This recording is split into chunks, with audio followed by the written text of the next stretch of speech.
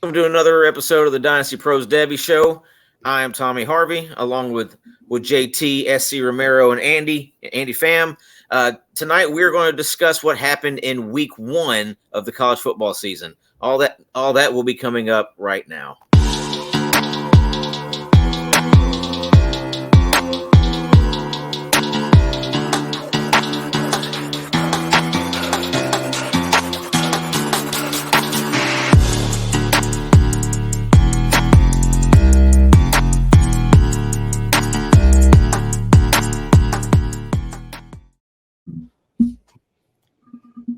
All right, guys, let's commence with the overreactions. Absolutely. And let me do my victory lap real quick. The dude Sanders, man. We'll talk about it, but I've been on him since day one. Love the kid. Love to see him get out to a hot start. Big test coming up for him, at the end of September. But man, I love seeing what Colorado did. It was amazing. Yeah. Oh yeah, it was big time. Matter of fact, that is probably the first game we're going to get to. So, JT, let's go and start us off, buddy. Yeah, man, just a fantastic way to start off the weekend. Just a super exciting game, back and forth. You were hoping Colorado was going to show up. I don't think anyone thought they were going to show up as much as they did with what they did, but it was just a fantastic game. I'm watching this thing. I actually had a Debbie draft going on right in the middle of it, and it was getting up to me, and I was like, please get to me before this game gets very far in, because I had Sanders locked and loaded to take him in my Debbie pick, and I was like, dude, if somebody takes too long to get to me, somebody's gonna steal him before he gets to me. I got him right when I got him. Everybody was like, oh no, well, I was gonna take him. I was like, yes. So I was pumped. Just a great game. I mean, the guy looked fantastic. Moved the ball over. His accuracy was phenomenal. Short, deep passes, got everybody involved. Just super pumped for those guys. People were, kind of dogging them. SC and me at the beginning of the year, we said, I just love this kid. I said, I'm not sure why people don't, just because he played at a small school, but I loved him. He was great. Travis Hunter, I took Travis Hunter in a supplemental draft in the second round. People thought I was nuts. They said, he's not even going to play wideout. Why are you even? I was like, I take talent.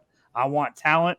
He came out, balled out, showed that he is one of the most talented players in the country. And then Dylan Edwards was a guy that just, shocked and amazed. Man, that guy's got some burst. So some of the TCU guys were great as well, especially the running backs showed some talent. But, man, Colorado was the story. Yeah, I mean, piggyback off that, Shedeur, I think game one, broke a school record for passing yards, 4 receivers over 100 yards.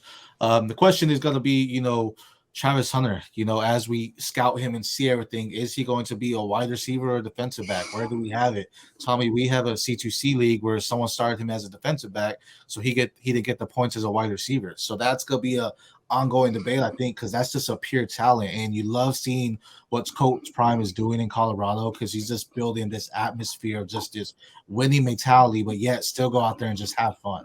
We saw that in Colorado. They were having a good time. Dylan Edwards, I like him. He looked good, but he's still question marks. I still don't really know where to place him, what's going to happen with him, but what Shedeur is doing over there. I mean, Shiloh, too. Shiloh led the team in tackles, I do believe, solo tackles this past year. So the Sanders brothers are there, and they're making it known that, hey, we are the offspring to, Deion Sanders, one of the all-time greats. Yeah, Deion definitely brought his Gucci with him, didn't he? 100%. What you got on this game, Andy?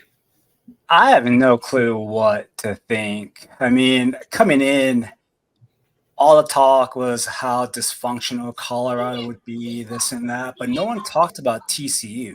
TCU only returned 15% of their roster from last year that made the national championship.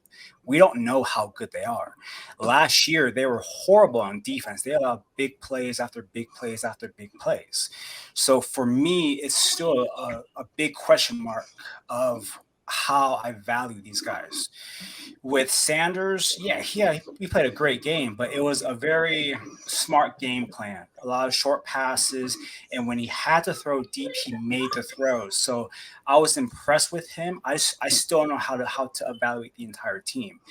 As far as TCU, I love Amani Bailey. I think if he didn't fumble early, he would have got those touchdowns instead of Trey Sanders. So to me, I think for TCU, he's the guy to have in that backfield. As far as Colorado goes, Travis Hunter is a stud. But with Dylan Edwards, I was totally off on him. I didn't know what to expect. So to me, that was a big eye opener. Yeah, Edwards has so much speed, and that last touchdown he had with the long touch, what was it, 4th and 5 or whatever, when he caught that ball coming out of the backfield, he took off and nobody was within 15 yards of it. He has so much burst and so much speed that he's going to run away from everybody. And at the end of the day, what are we supposed to think because of his diminutive stature? You know, he's so small. Does that play in the NFL at all? And also with Colorado, they couldn't run at all. I mean, they were horrible. And so now you have them playing Nebraska coming up with Matt Rule. They could play a 2-deep zone, try to make them run. So this upcoming game is going to answer a lot of questions too. Yeah, I mean, that was one knock I had on Shedeur is, I was really impressed with his dual threat capabilities, and we just didn't see that. I think he had negative yardage when it came to rushing, so it was something you definitely want to build. But again, I think that comes with the coaching staff. But, it's something that they're going to be a story all season long, because as soon as they slip up, we're going to know about it, right? If they continue to succeed, we're going to know about it. TCU coming from a national championship playoff team and looking like that, I mean, they held their own. It wasn't like it was a blowout, so it's still a very good back and forth game, like JT said earlier. But it does raise concerns for TCU as well. Like they just didn't show what we saw last year when they had Quentin Johnston and Max Duggan on the field. And then to bring it back to Dylan Edwards, what he's like 5'6", 165. He's tiny. That's not going to play in the NFL. So right now, all he is just a CFF play that you just hope get maybe 4 or 5 catches out of the backfield and maybe scatters home. But I don't know. And the thing with Colorado is their offensive line is really, really bad. Their offensive line is terrible. One of the worst offensive lines in the entire country. Bad. So Sanders is going to get sacked a lot. So he's always going to be fighting that negative yardage in the running department, because he's going to be sacked all the time. I mean, he took 4 sacks Saturday against a team that you're not expecting to have a lot of sacks. So whenever they get into facing Texas and Oklahoma and those Big 12 teams, or the Pac-12 teams, sorry. Whenever they get into facing USC next year, they're joining the Big 12. So whenever they start facing Oregon and USC and all Utah, teams that have good defenses or good players on defense who can get after you, he's just going to take more and more and more sacks. Is he going to be able to withstand that type of punishment? The question I have, though, does Shedeur need to win to show that he's great, or will the numbers speak for themselves? Like if he goes into Nebraska, has a phenomenal game, better than this past one, but loses, does that move him differently, or is it more so, okay, maybe it was a defense giving up the big play or something like that? If he loses to Nebraska, that is a big red flag. Nebraska's not good.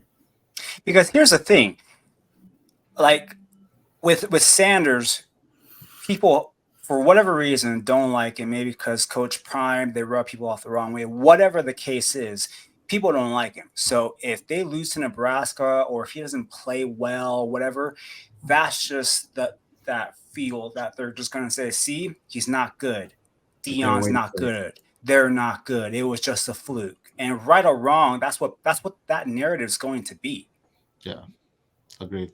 Yeah, so they're going to have to take care of business against teams like Nebraska, against Arizona State, against I haven't gone over their entire schedule, but they're going to have to take care of business against those teams. They can lose to USC, they can lose to a Utah, they can lose to an Oregon, a Washington, even a Washington State or Oregon State. But they need to beat those mid to lower tier teams, or else their momentum is going to die quickly. They close out the season against Utah, so that'll be fun to watch. Right. All right. Well, how about we move on to UTSA against Houston? JT, go and get started off there, buddy. Man, UTSA was my team last year. I love those guys. I've been watching for a couple seasons.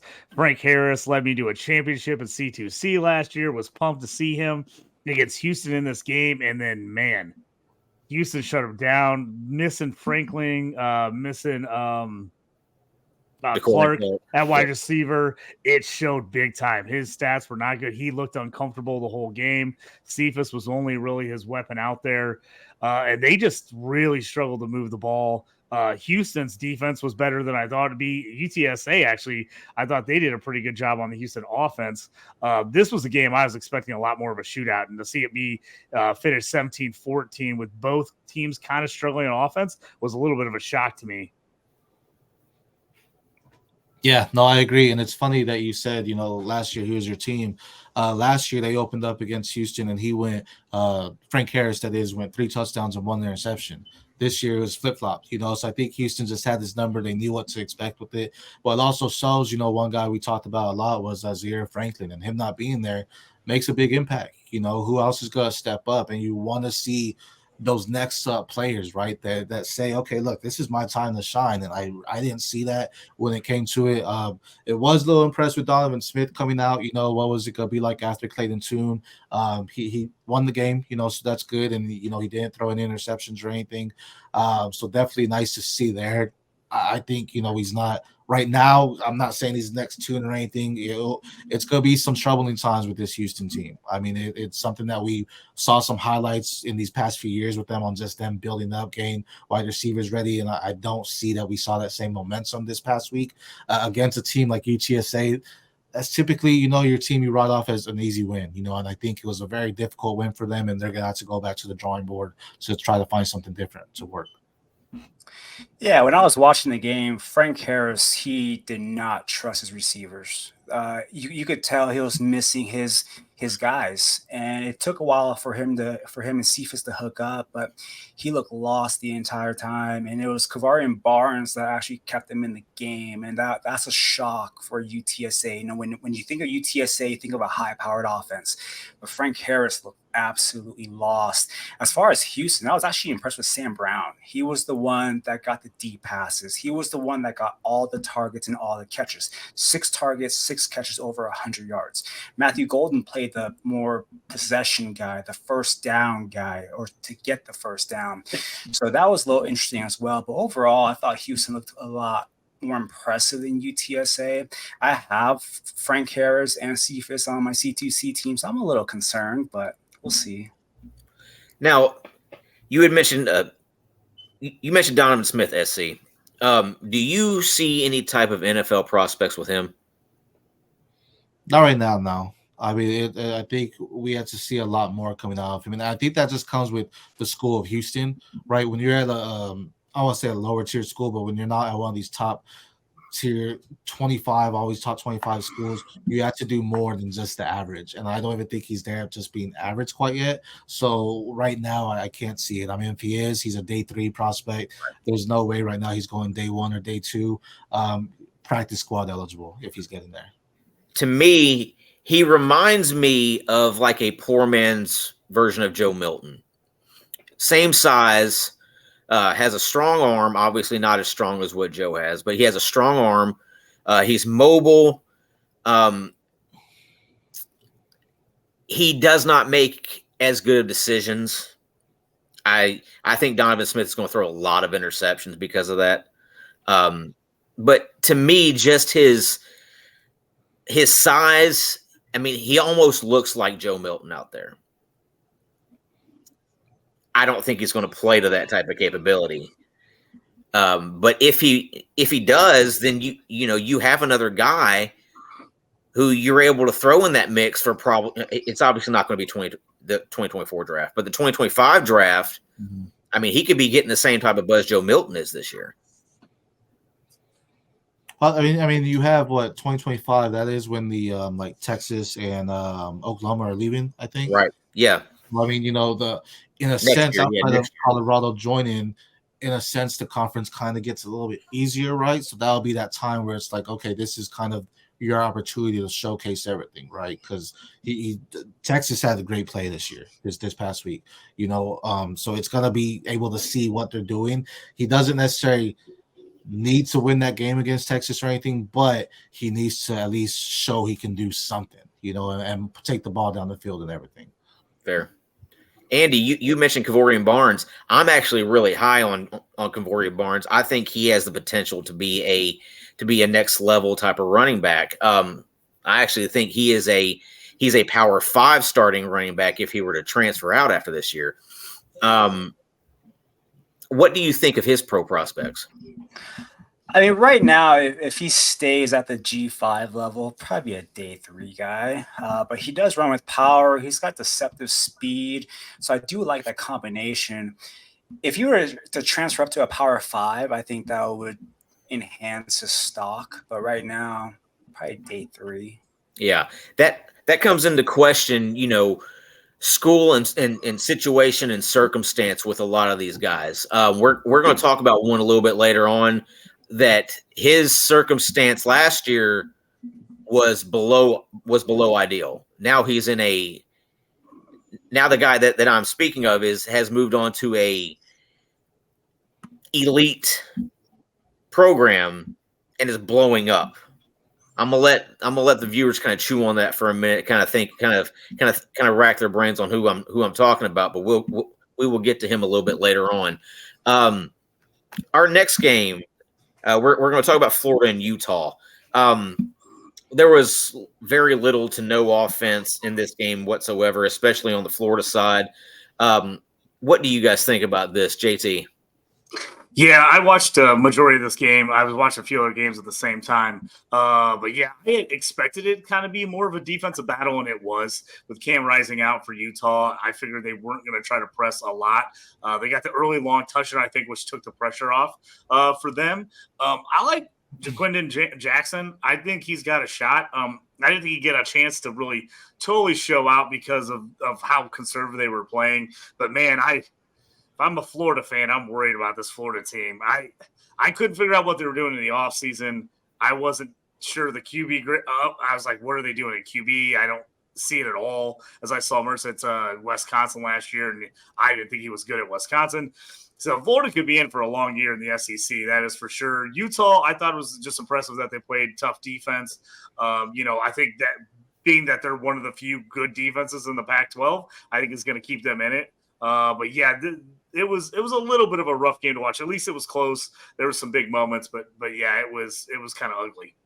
Well, before we move on to SC, you had mentioned the running back for Utah, Jaquindon Jackson. I actually have recently moved him well down in my Devy rankings. After watching that game, I don't think he's going to be able to handle a big time load. I know he has the size for it. I just don't think he has the talent for it.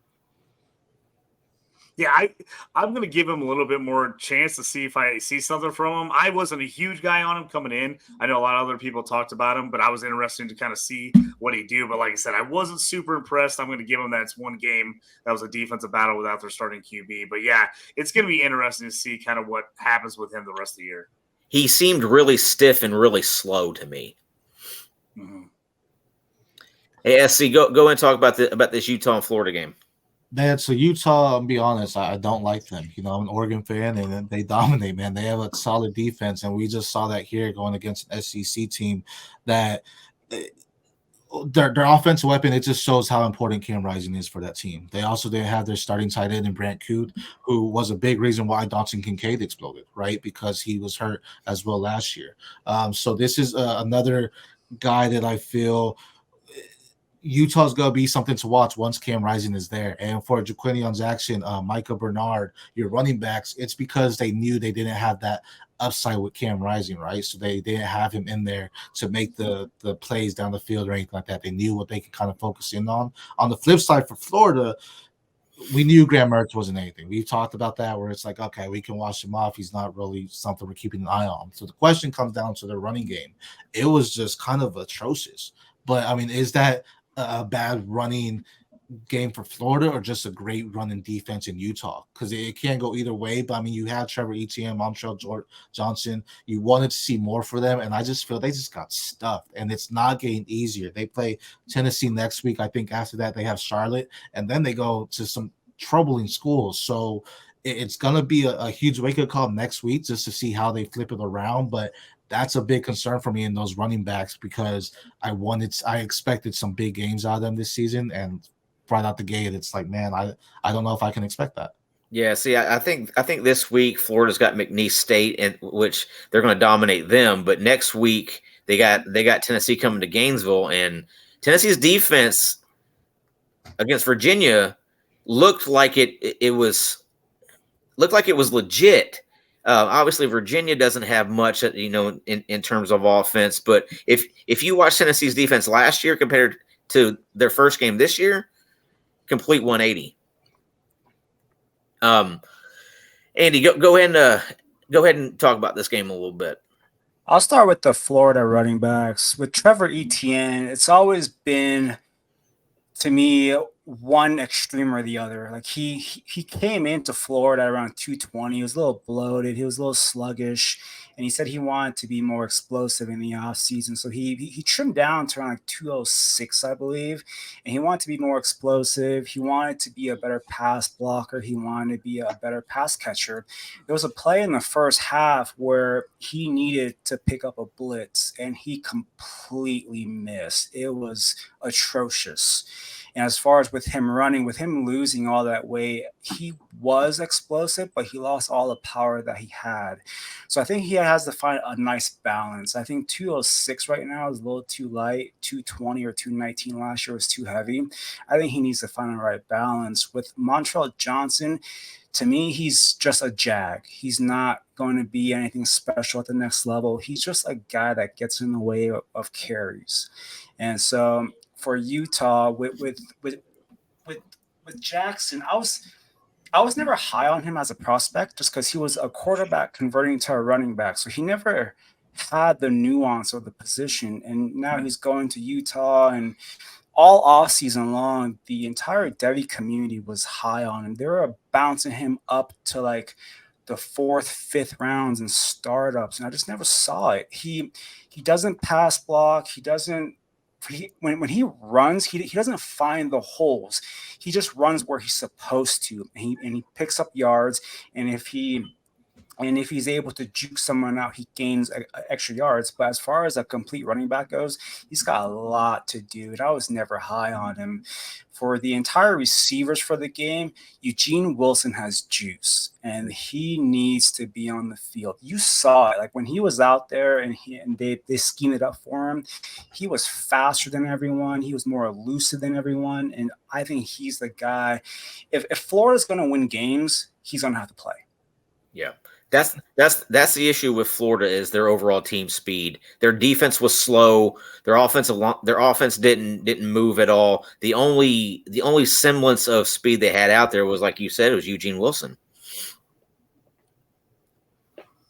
Yeah, and with Florida, I mean, next year they have I believe 2 or 3 recruits coming in that are 4 stars that are pretty good, and they also have a quarterback that's coming in. But we're talking about a team that is years away, and if they fumbled it with Jaden Rashada. You know, if they couldn't get 15 mil for the NIL, fine, come up with 8, come up with 7. Do something, but you completely lose out on him, and then you don't go in the portal to grab someone. You're telling me you're the University of Florida. You couldn't convince Michael Pratt from Tulane and give him $4 or $5 million and say, hey, play at a Power 5 for 1 year, improve your stock. You're telling me the University of Florida couldn't do that? That's pretty sad. Yeah.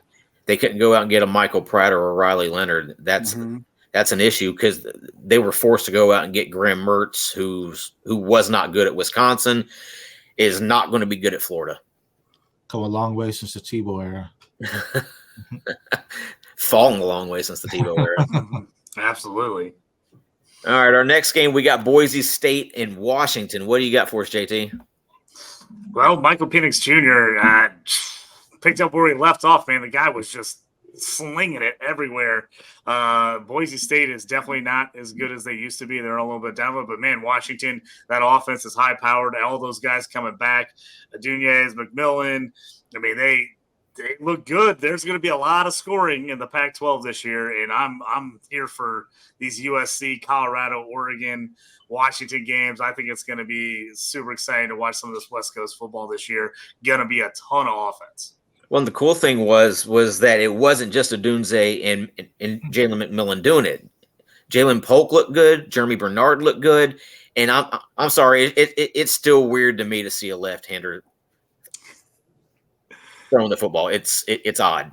It definitely comes off weird when you see it, especially on the deep passes. It's just like it doesn't look right when you see it come out of his hand. It just throws you off when you're not used to seeing those lefties. Yeah, it's like a mirror image of what you're actually supposed to be looking at. No, I mean, Michael Penix probably rose heavily on my board. I think a lot of quarterbacks did, but just the way he performed in that game was just kind of flawless. He just looked phenomenal. He moved his receivers around. He was targeting different receivers. He wasn't stuck on just one. He made multiple athletes look great.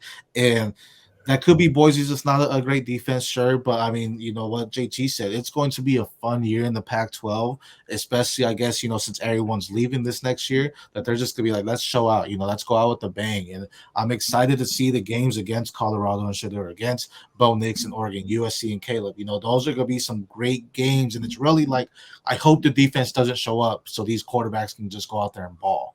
And that's kind of what we saw this weekend. Michael Penix, he looked great. Odinza looked great. McMillan looked great. Every receiver there looked great. On the flip side, I was one of our guys at Dynasty Pros. I was really huge on George Holani for Boise State, the running back. And, man, it's looking scary that he's going to be splitting some carries here with Genty. He's so much more explosive. Right. And so that's, something where I personally wasn't prepared for. So now my eyes are open to saying, okay, this is a backfield kind of need to monitor because Dempsey might be on your waivers because Hulini was their lead back last year. So we might see some difference in occasion there. And definitely something that I'll keep my eyes on moving forward to see if they keep the 50-50 split carries or if one gets a little bit more opportunity down the line. Well, it looked like in the passing game it was going to be Genty. So when they have passing situations, he's going to be out there. I will say this. Hopefully I'm not jinxing them, but preseason I did have Washington making the college football playoff. Oh, nice. After Boise State, I don't think that's a hot take. They look phenomenal. Yeah, I mean, preseason they were a top 10 team anyways. So I mean, it's not necessarily hot takey anyways, but I think that they're going to beat Southern Cal whenever they play. So I obviously I think the winner of that goes to the college football playoff, and I think it's just going to be Washington. All right, Andy, we're up to you, bud. I'll talk about Boise first, since that'll be easier. With their quarterback, Taylor Green, he's been a Devi or C2C darling. He's been taken highly in drafts, and with him, I wanted to see him take the next step as a passer. We know he's an explosive runner. He was able to make some passes when I was watching the game. So I think if you have him on like a roster, like a C2C roster, I think you're still okay with him. But as far as him being a Debbie prospect, I think that is still a long ways to go. I think Washington really exposed Taylor Green for just a quarterback who's really athletic, who just needs to improve his passing game.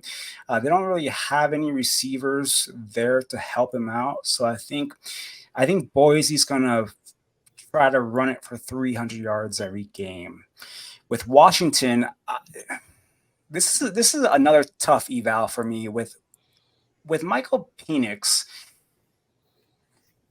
some people have him as the quarterback 3 for the draft class. Some people have him maybe late first round. I don't know. I think he's propped up by the system, and I just have a tough time evaluating him and seeing him being a first round pick or being the 3rd quarterback off the board next year. As far as what he's doing in college, they're going to be great.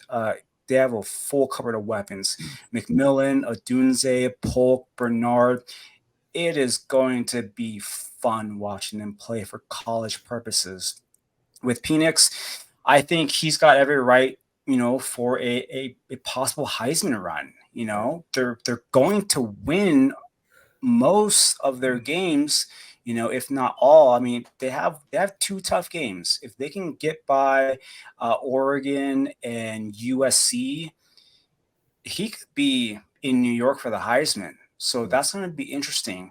As far as the receivers, I've always been higher on Rome Odunze, and I think he's the one that's going to get drafted first in the NFL of between him and McMillan. McMillan looked so good the other day, though. I personally had McMillan over Odunze.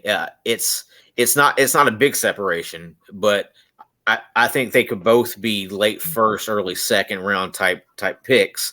I just like McMillan's game a little bit more. He seems a little bit more versatile. He doesn't seem to be scared of the contact. He'll actually play through it. Odunze seems to kind of try to skirt around it a little bit. And I don't know if that really translates more to the NFL than what McMillan's game does.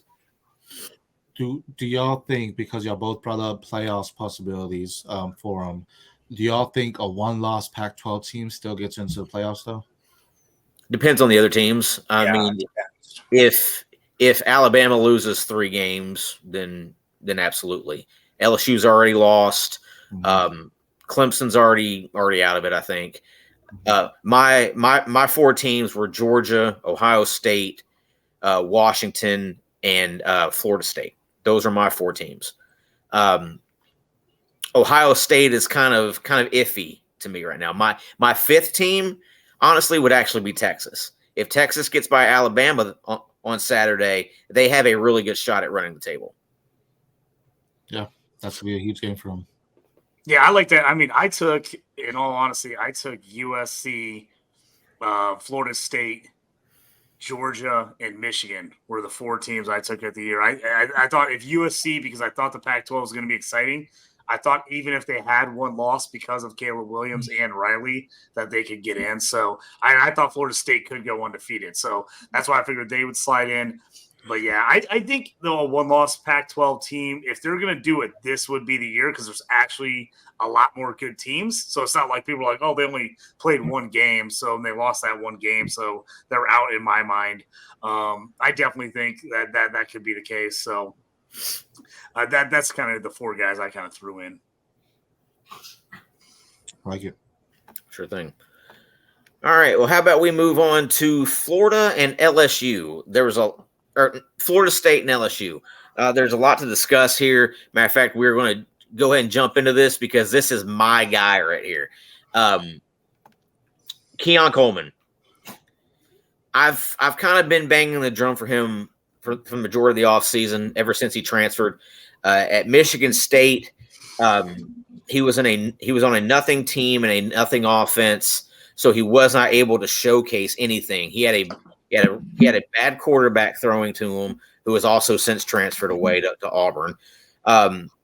But his size with the height and weight, his speed, his athletic profile, his ability to go up and catch the 50-50 ball, all that was on display against a supposedly really good team in LSU the other night. And he showed that he has that top-notch potential. I've actually moved him to number 3 in my Debbie wide receiver rankings. He was in the 20s just because you really didn't know what to expect. I always knew he had that size and speed and athletic profile, but the fact that he put it all together the other night against a an elite team showed me he is able to be that high end wide receiving prospect. Yeah, I love it. I like what he did. He's the guy I was really intrigued about once I found out he was going to go to Florida State, because I thought he had the athletic profile. But like you said, Michigan State was just awful. There was nothing he could do to look good at Michigan State. So I was pumped to see him be at Florida State and really show out. Another guy, Debbie guy that I'm high on, that I said was probably my RB1 in this draft class, was Trey Benson. Now, I didn't expect him to have a huge game this game just because I knew LSU's tough up front. I was expecting, if they won this game, it was going to be throwing the ball. It was going to be Jordan Travis. So I'm not super disappointed, even though 12 for 47, no touchdowns. Not a great look for Benson, but I just didn't expect a lot in this game from him because I thought they'd throw the ball. I really liked Florida State coming in this game. When you took Jordan Travis versus Daniels, for me, I just like Jordan Travis so much more than Daniels. And I thought this game completely proved it. I'm just worried about Daniels. I don't know why. I just don't like him. I just don't like his game. And the way that LSU uses him has been iffy for me. I like Malik Neighbors. I am a little worried now after watching this game. He did have 6 for 67, so it wasn't like he wasn't great, but man, they really utilized Brian Thomas a whole lot more than they did Neighbors. I'm hoping Neighbors still stays up there, as he's pretty high on my Debbie rankings, but I think FSU is really good, so I don't want to overstate that I think LSU is in trouble this year, because I still think they have a good team, but I think Florida State, I told people my favorite bet, I think it was plus 460, was LSU or Florida State to go undefeated regular season on DraftKings, and I love that bet because I just thought if they could get by this LSU game, I thought it was Clemson and bust. And after you've seen Clemson lose to Duke, I'm like, oh, now I love Florida State now. I already liked them a ton. I love them even more now. I did like what I didn't see. You didn't see a lot, but Mason Taylor to me still. Debbie tight ends I know are tough, but I like Mason Taylor a lot. Even though he didn't get a ton of looks, I still think that guy has a lot of buzz. I think he's going to be good. But I'll let the rest of these guys jump in there. But I thought it was a great performance from Florida State. Yeah, you mentioned Mason Taylor. He's number 3 in my tight end rankings. I think his athletic profile also translates to the NFL. He has a great pedigree.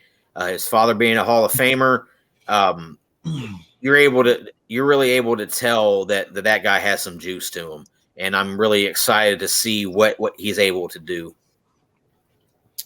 I don't think this was as much as an LSU is bad. It was just Florida State is good. Their defense was great. They were all over the field, making the plays, making the stops when they needed to.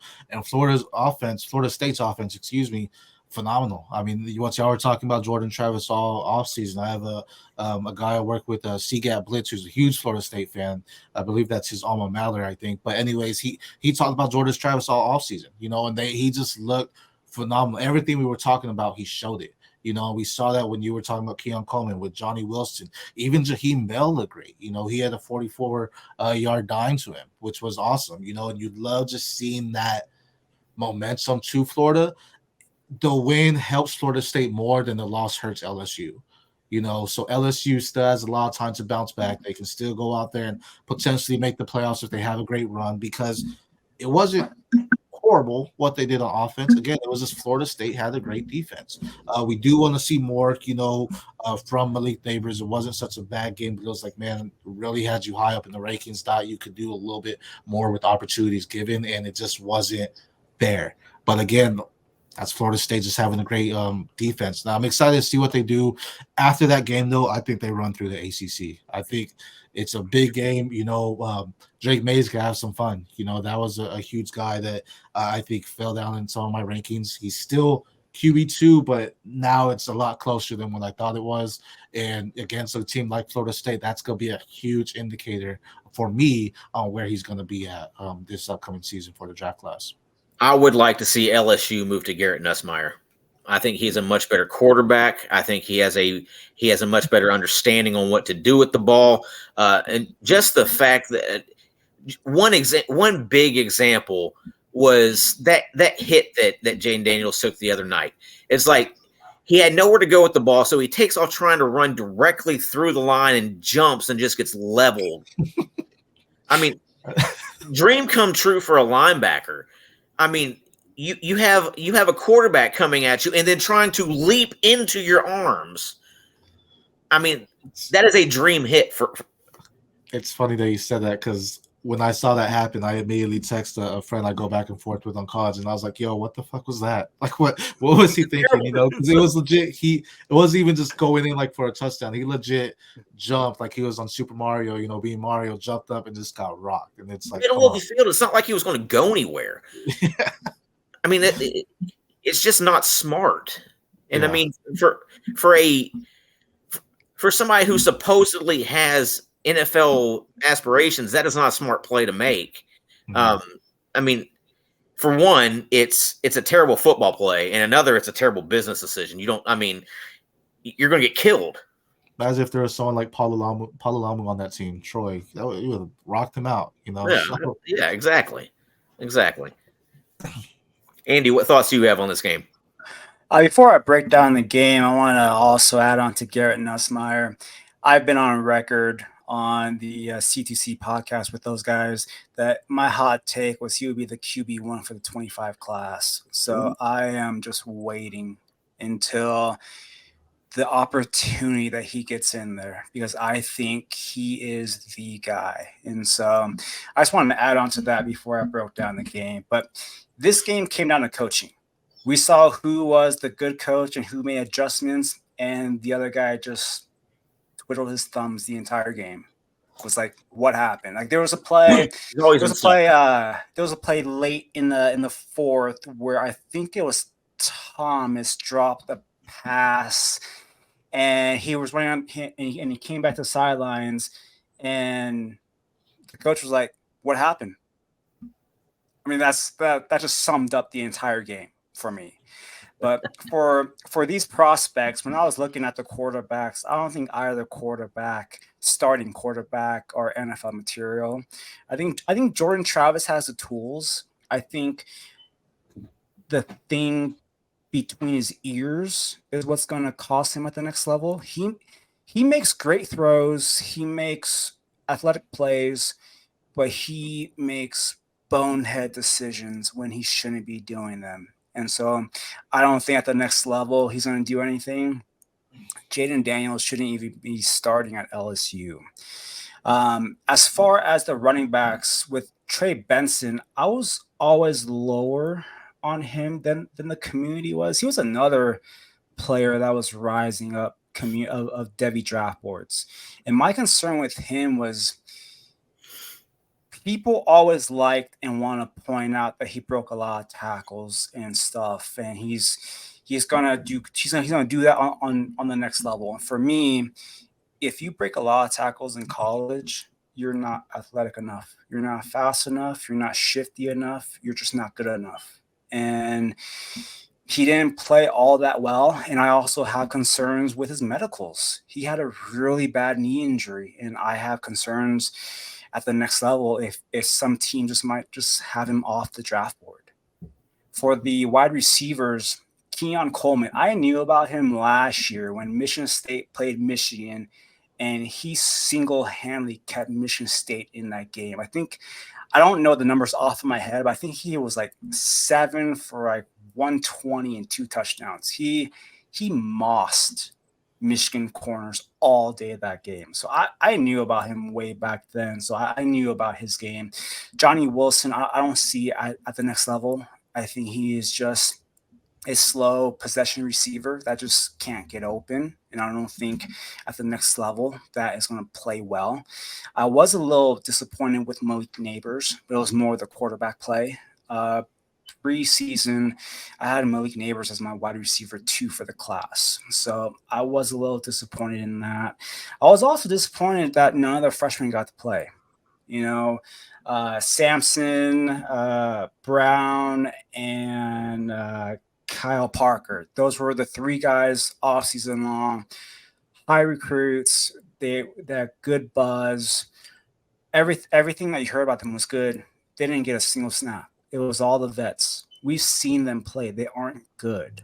So I'm hoping with this loss that they'll loosen it up more, and then you'll see LSU play some of the young guys. But overall, I was pretty disappointed in LSU. They had a lot of hype coming in, and they just fell flat on their face. Yep. You mentioned Johnny Wilson. To me, Johnny Wilson is a slightly more athletic Kelvin Benjamin. I don't think he has the necessary tools to be effective in the NFL. He's not fast. He's just tall. He doesn't run awkwardly the way Kelvin Benjamin did, but he's kind of slow and cumbersome. Good hands, can go up and get a ball. But I mean, if that's what you're looking for, then he's more of a possession receiver and a red zone target. I think that's what some of your pro teams will use him as if he goes into that draft. I don't think he's a first round or even day 2 talent necessarily. He might sneak in there with a great season, but it's got to be something where it's like, okay, he's just our go guy. Just get in the end zone. Let's get him. Hail Mary type, or just red zone target, bring him in just to do a short slant route or anything like that as well. Yeah. And then you were mentioning, you mentioned Trey Benson also. Where do you put him in terms of somebody like Will Shipley? Do you have them kind of close together in the rankings, or do you have Shipley above him or below him, or what? Me? Yeah. I am not a Will Shipley guy. So I have him like in the 40s. So I don't disrespect Trey Benson like that. Trey Benson, I don't have my rankings up right now, but I think overall, I think he's like number 10 or 11, 10 to 15 range. But Will Shipley, no. Okay. I mean, I don't necessarily blame you for that. I think Shipley's a little slow. I've got Benson as my number 9 overall running back. And I got him, let's see, 1, 2, 3, 4. I've got him 5th in this class. Do you think I'm too far off there, or is that kind of close to what you have him as well?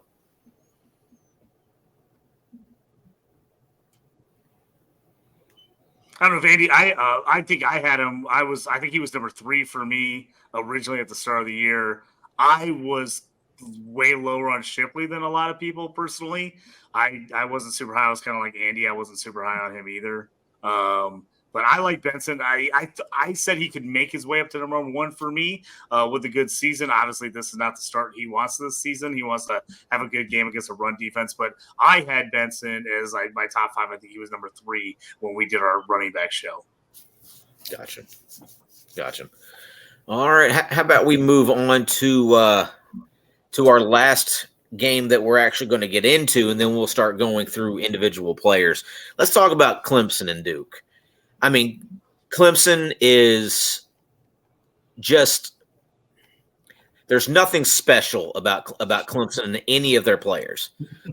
We were talking pre-show about Cade Klubnik, and I think it's a Dabo Swinney issue, honestly. He brought in Garrett Riley to make the offense better. And it doesn't seem as if he's giving Garrett Riley the ability to control that offense. It's the same lame vanilla stuff that we saw with DJU. And to talk about DJU, now he's at Oregon State, and it looks like he's a different quarterback. So to me, it's a Dabo Swinney issue and not necessarily a quarterback issue. But the problem is that putting all this film together for Cade Klubnik, he plays for Dabo Swinney. So, I mean, his film is not going to get any better, in my opinion. Yeah, for me, watching the game, I really wanted to see Klubnik, to see kind of what he had. I've got him in a few Debbie leagues and some stuff. And I had him, on that QB2, QB3 in that 2025 class behind Drew Allard. But, man, after watching that game, I'm nervous. If I got shares of him, I'm real nervous because if he stays with Clemson, Clemson's either going to have to do something completely different or he's going to have to transfer or his stock is just going to tank. The Clemson did not look good. Obviously, the turnovers hurt him. Even if they didn't have the turnovers, they probably win that game, but they don't win it going away. They barely slide by a not very talented Duke team. Now, Duke played out of their minds. They played great. They played, enthusiastic. Happy for them with the win. Leonard looked solid, but not spectacular for two guys we like. Shipley was okay, but man, Clemson, for how much we've talked about what we thought talent-wise they had, they did not show it in this game at all.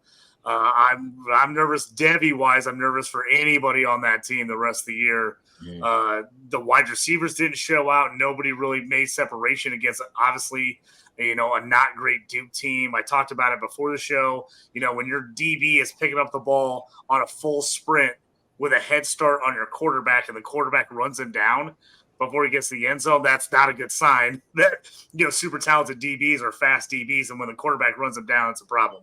So I'm nervous as can be. If I'm a Clemson fan, if I have Clemson players, Klubnik at this point, I usually am not advocating guys transfer, but it's like, oh man, if something doesn't change quick, he's got to be the first guy in the transfer portal after this season.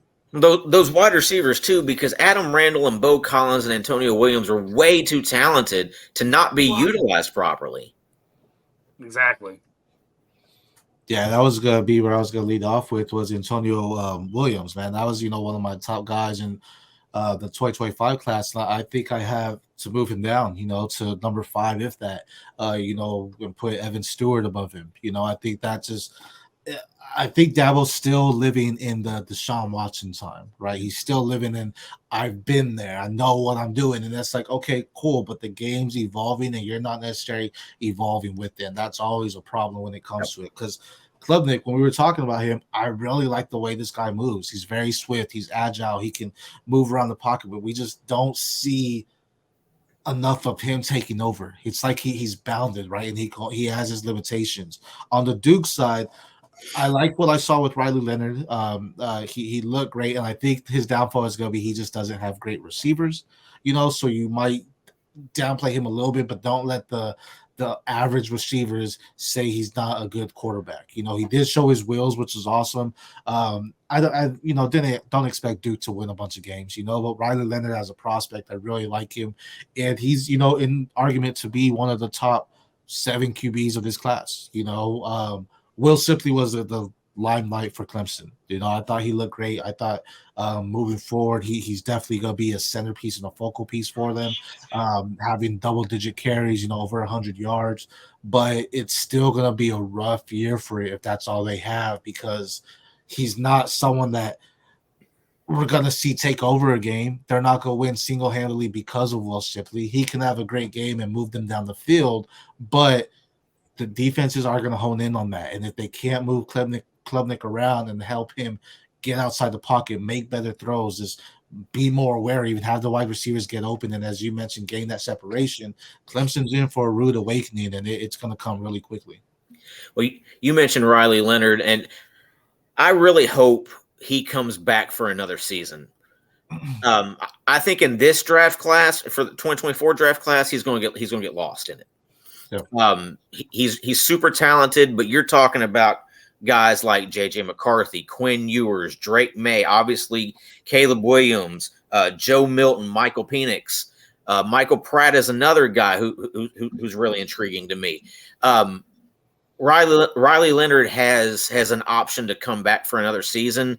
I really think he should, because next season he could potentially be a top 2 or 3 quarterback and be a top 10 to 15 draft pick. This year, I think he'd be lucky to be a 3rd round pick, honestly. Yeah, no, I think, with this year specifically, there's a couple guys that can go back. If they're not one of the top 3, it's like, yeah, go back, because the 2025 class didn't show out as much, right? So if you had that opportunity to go back and have a successful, if Riley can enter the transfer or something, whatever, have that, but it's gonna be a long road. And I think if you're not a top 3 quarterback this year, then you're gonna get mixed in the shuffle, because there is a lot of talent there where it's not gonna be QB4, QB5, it's gonna be like the top 3, then here's the rest. Yep, absolutely. And also on Dabo, you were talking about him still living in the Trevor Lawrence, Deshaun Watson era. He has not moved into the transfer portal era at all.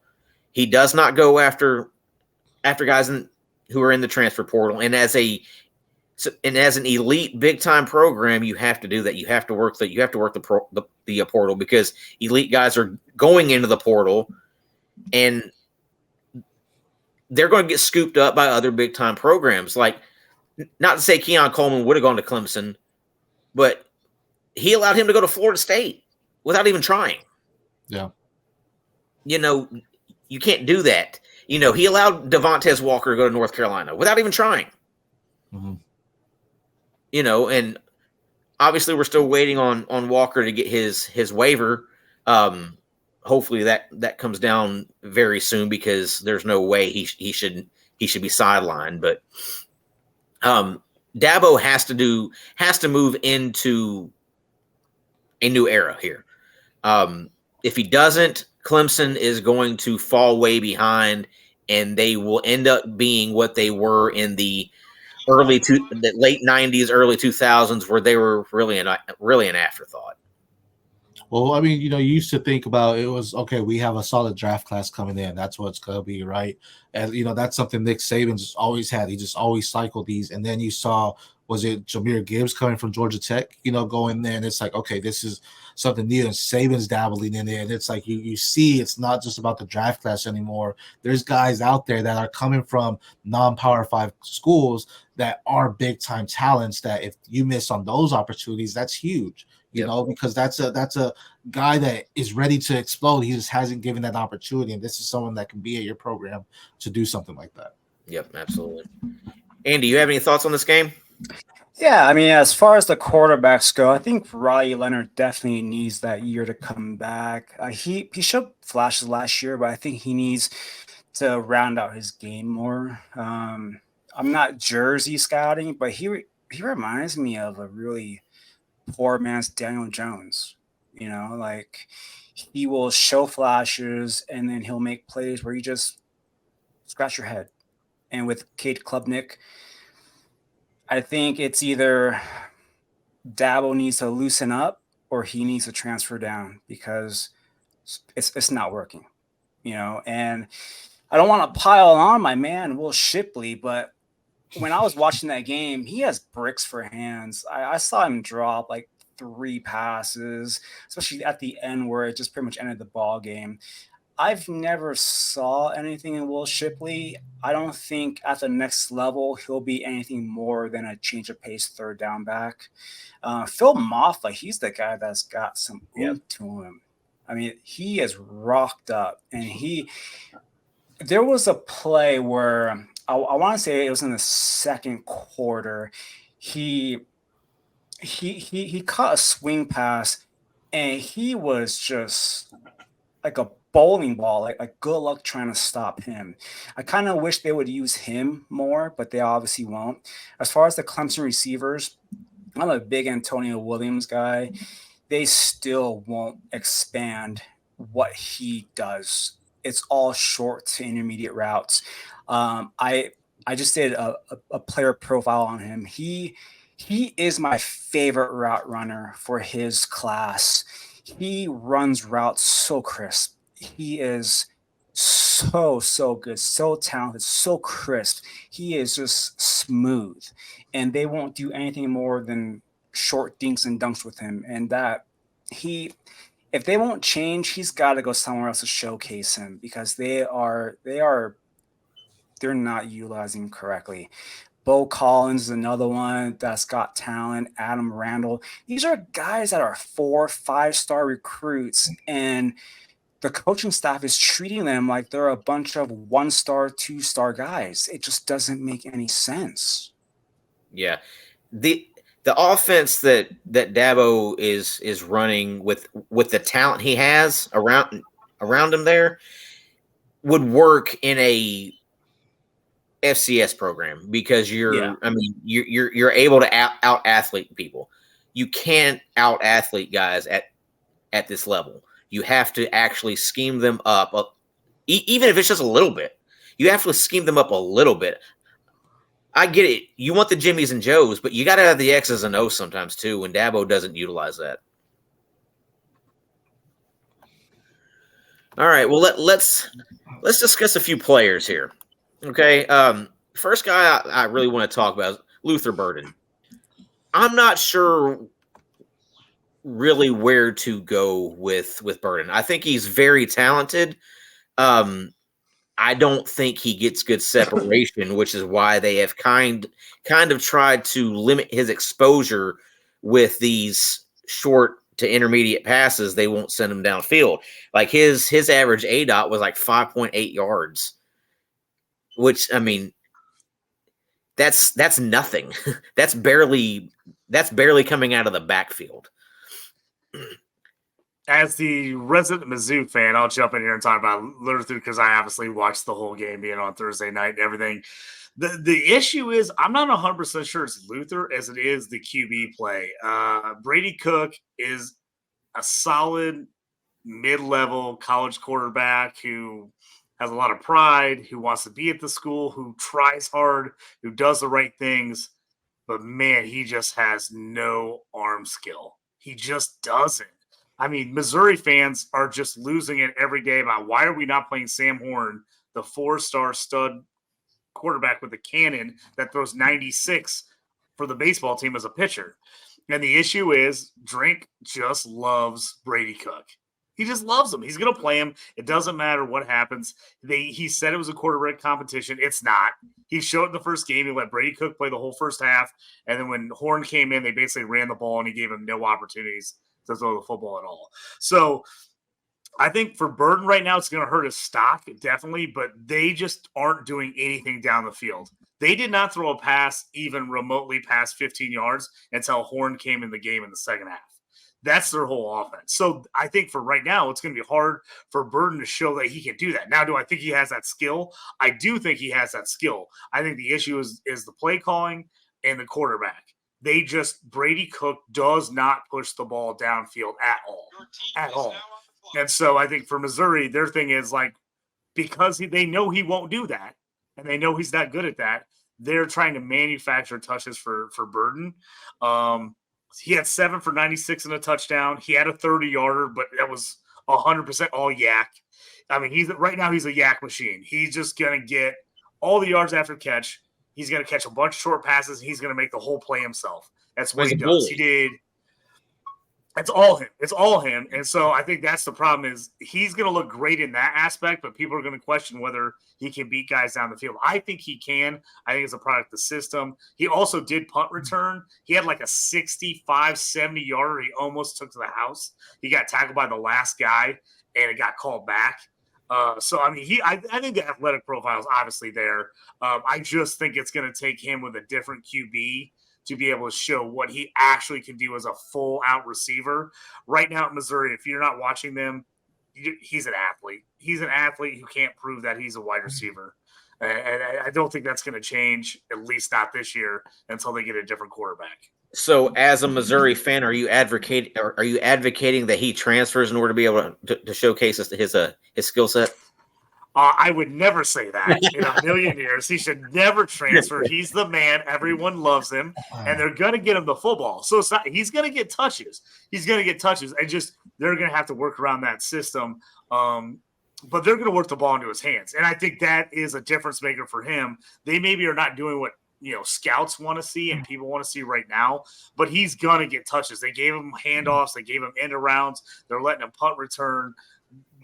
He's showing he's got skill. It's just going to take some time where they have the right QB to show that he can break and get people downfield. To me, I'm still on him. There's no reason to be off him at all. But again, until those pro scouts see some of those skills downfield, I think it's a little harder. But he's a yak machine. He reminds me of Deebo Samuel a ton. Mm-hmm. Just a ton. I know everybody else says that too, but I'm like, oh, it's because he kind of does. He's a guy that can do all the stuff that Deebo does. I was just giving you a hard time right there. I'm trying to put you on the spot. I said that on air. Oh yeah. My God, dude! My ex would be blowing up. I was trying to put you on the spot with him. I do like Burden. I do think he has I think he has an NFL skill set. I'm going to question his separation skills just because we don't see it. We don't get an opportunity to see it. So until we get an opportunity to see it, I'm going to continue to question it. Yeah, and again, it's not even just him. If you watch the tape, you watch the game, none of their wide receivers. They've got other talented guys. I mean, they've got Theo Weiss Jr., they've got Mekhi Miller. Both those guys are good wide receivers. They're the same way. They're beating guys. They just can't push the ball downfield. And again, until they make a QB change, which I don't think that's going to be till next season, I just don't think you're going to see it because Brady Cook is just not that guy. He just isn't. He's a nice college quarterback. I like the guy. I mean, Drake says, "Hey, I'd let him date my daughter," but that's what he thinks of him. He thinks he's a super nice guy. He's a good kid. He just doesn't have that arm strength. I think Sam Horn, everybody wants to see Sam Horn get in there.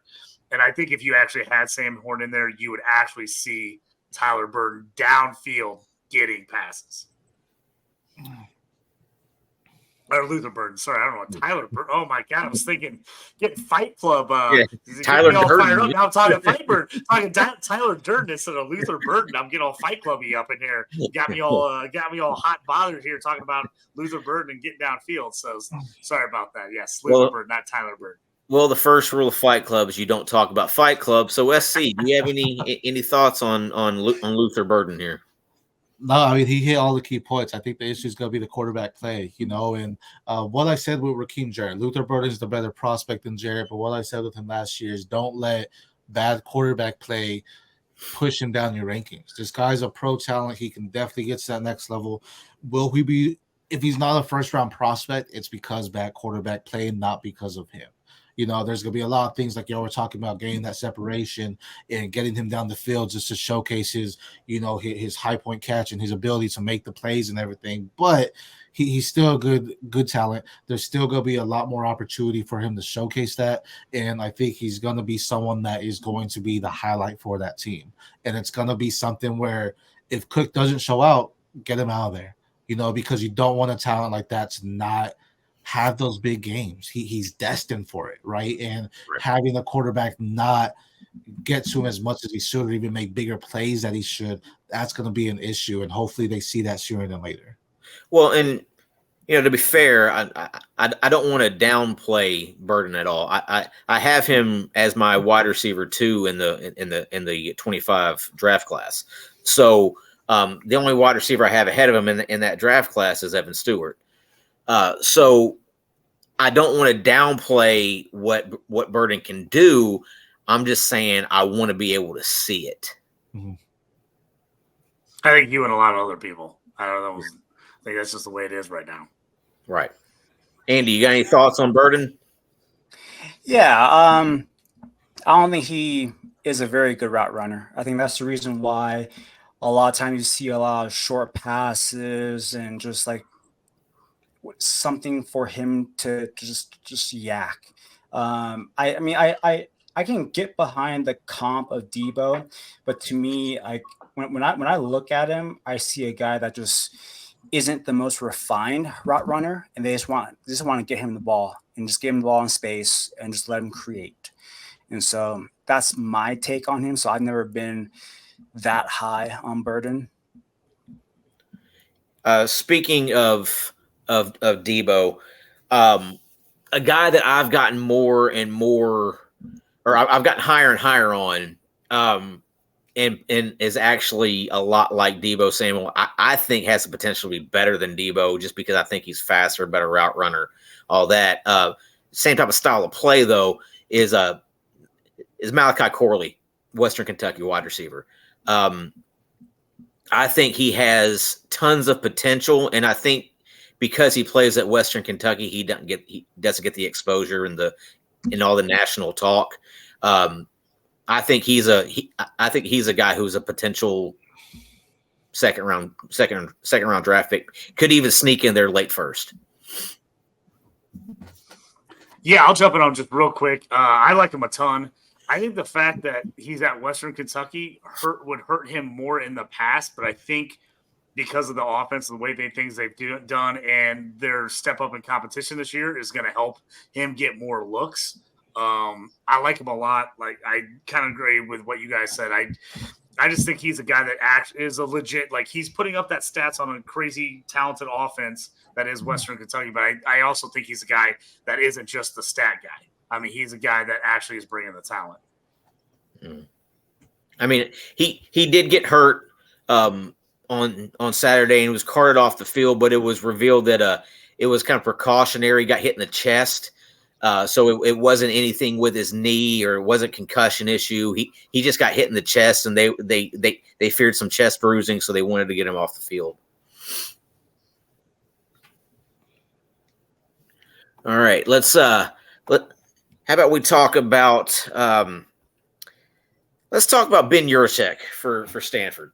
I know you guys aren't big on Devy tight ends, but that guy looked like an NFL tight end. Big, athletic, can run, can hit the seam, can beat defenders. Very good pass catching tight end. He looked the part for Stanford over the weekend, and I was actually pretty excited with what I saw about him. I didn't get a chance to watch that game, but I did see some of the highlights, kind of looked at the stats stuff.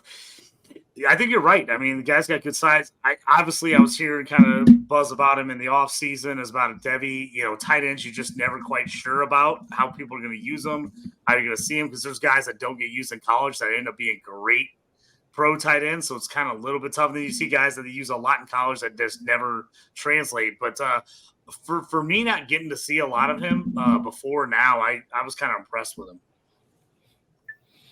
Yeah, he has the tight end build, and you love to see him be the top guy, in your CFF leagues, because we've talked about it many times where CFF you really don't look at the tight end as much just because you don't see them get that much love. But it looks like he might be the guy for them, and on the draft profile, that's everything you want to see, and everything. His size alone is something that can have him go into a late first or even day 2 pick, but then add that with the opportunities that he's getting and the plays he's making with that opportunity, he could definitely skyrocket if we keep this up all year. Yeah, I would kind of have him. I mean, I know everybody's obviously high on Brock Bowers. He's gonna be the first tight end off the board. You have Jatavian Sanders. I think Yurachek can push Jatavian Sanders for that tight end 2 spot in this upcoming draft. And that's unfortunate, but that could be a reason because Jatavian Sanders has more talent around him. But that's also okay because, again, where you see no one's taking Bowers, but where you see that if Ben sees, okay, this is my time to jump those rankings and be the tight end 2 of the class because I'm the most talented out on the field for Stanford, right? Where Jatavian Sanders, no matter which way he looks, unfortunately, he's not the most talented on the field for Texas. Right. Yeah. And Sanders had a really good breakaway touchdown the other day himself. But I have questions about Sanders. Is he athletic enough to be able to get to be able to beat that fast linebacker kind of intermediate safety? Is he athletic enough to beat those guys? I think Yurachek is a better high pointer. I think Sanders is more of a kind of I'm going to run through you type of guy, and I may be able to turn on the jets if I get past you. Mm-hmm. But he's going to have to be able to prove he can get past guys. SC, I'm going to talk about a couple of your guys right here, or at least one of them. Colby Young and Mark Fletcher with Miami. Those guys showed to me the other day that they have definite NFL potential. Colby Young was on fire in that game. I thought he made Tyler Van Dyke look better than what Tyler Van Dyke actually is. Van Dyke going into last season was kind of a Debbie darling. Proof throughout the year that he was nowhere near ready for the NFL, came back for this season, and Colby Young made him look good. Mark Fletcher was fantastic. I was not nearly high enough on him in the offseason. I should have been higher on him. He showed that he is a definite future NFL running back, in my opinion. I agree, man. That's music to my ears right there. I mean, I missed the running back show where y'all talked about y'all's top fives. He was my RB3 of the class. I had him behind Baxter and Owens. And I think, to me, just in game one, that kind of solidified it. Coming out of American Heritage, what I saw in his game was just a bruiser that knows how to break away. He knows how to hit that second gear. He's not breakaway speed, but he knows when to hit that second gear to go through. But he's a big body, and that's what you love in these running backs. Like he can go out wide if he needs strength like that, but he's just someone that can power through you, and it translated well to the college era. Now him and Henry Perez kind of had the same thing going there, but I just love that they used him and they got him on the field early. Man, I really enjoyed seeing that. I'm glad that he was able to showcase him what I thought he was. It really just brought smiles to me. Definitely a talent. And I agree with you on Van Dyke. I was never high on him. I actually orphaned the Devy League and dropped him. Kobe Young is just a good receiver, and Tyler Van Dyke is just happy to have that there for him. But the running game in Miami looks stellar, man, with Parrish and with Mark Fletcher there. And Mark Fletcher is going to make a name for himself once he gets that opportunity. And when it's all said and done, man, unless Baxter comes out and just explodes like crazy, I may be moving him to my RB1 if he continues to showcase what he did. Well, the one downside for Mark Fletcher is he's killing my Trevante Citizen shares. I don't think Citizen has any type of shot to come back and play for Miami now. He's gonna have to go somewhere else in order to be relevant. Well, first of all, he has to get healthy and has to have the ability to get on the field and stay on the field. I think that's why Fletcher went there too, because I don't think if Citizen was healthy, he necessarily would have went there, because he was looking at, I feel like it was Ohio State as well, but he ended up going back to Miami. But I feel like, before he made that official decision, Ohio State was up there for him to go there. And I feel they said something about Citizen not being healthy that made him say, okay, I'll be able to go in there and get some possible playing time. And sure enough, he did. They also have a 4-star coming in next year too. So Citizen shares are done. They're toast. Yeah, he's going to have to go somewhere else in order to become relevant again. Now, if he were to go somewhere else and start tearing it up, then those shares take a big boost. But right now, he is getting close to being droppable. Was it a knee injury, I think, for him? Yeah, it was the ACL, and then he had a setback, I believe, in the fall. Yeah. All right, Andy, we're going to talk a little bit about your Michigan guys here. All right. So talk to me. So for me, JJ McCarthy's always been the quarterback 3, and he showed poise.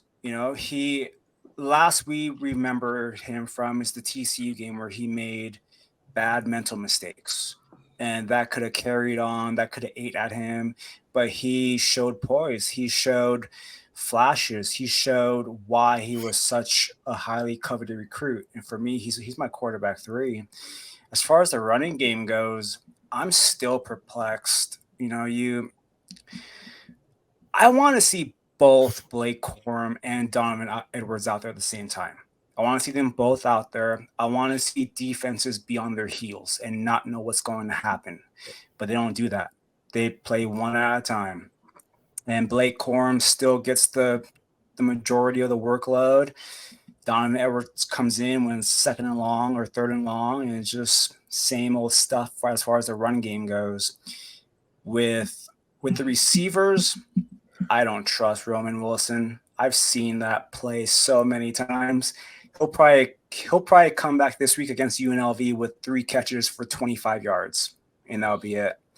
Really, the only thing that I see from there is Colson Loveland. He still showed why he is, for me, my tight end 3 overall for Devy purposes. Yeah, I've moved him up in my Devy tight end rankings a little bit. Let's see where I have actually moved him up to my. Right now, he's my tight end 14, but he had been in kind of the mid 20s for me. I have since moved him up, since I've been able to see him play a little bit. I've still got a couple of freshmen ahead of him, just because I think that this year's freshman class of tight ends is pretty superb. Deuce Robinson is listed as a wide receiver in USC's depth chart. I think he's going to be a tight end in the NFL, so I still have him as a tight end in my rankings. Nicholas Harbor, I think he's going to be a really he's just such a freak athlete. I have to have him pretty high. I have to have him really high in my rankings also. And then I'm actually really high on Ethan Davis out of Tennessee. So those are kind of some freshmen I have ahead of him. Now, obviously, if he continues to be a big focal point and show the type of skill set that's needed for the NFL, I'll move him up a little bit higher, just because he is going to be available a lot sooner than what those other guys will be, and that kind of has a lot to do with it also, as far as whenever you're ranking guys. For the most part, you want to take guys who are going to be available sooner to you if all things are equal. But I do like Loveland. Another guy I really, really like in terms of IDP is Junior Colson. He's actually from East Tennessee, and I was pretty heartbroken whenever he didn't come to UT. But you guys but Michigan got a really, really good linebacker there, and I'm pretty excited to see what he does as a linebacker in terms of being an IDP prospect.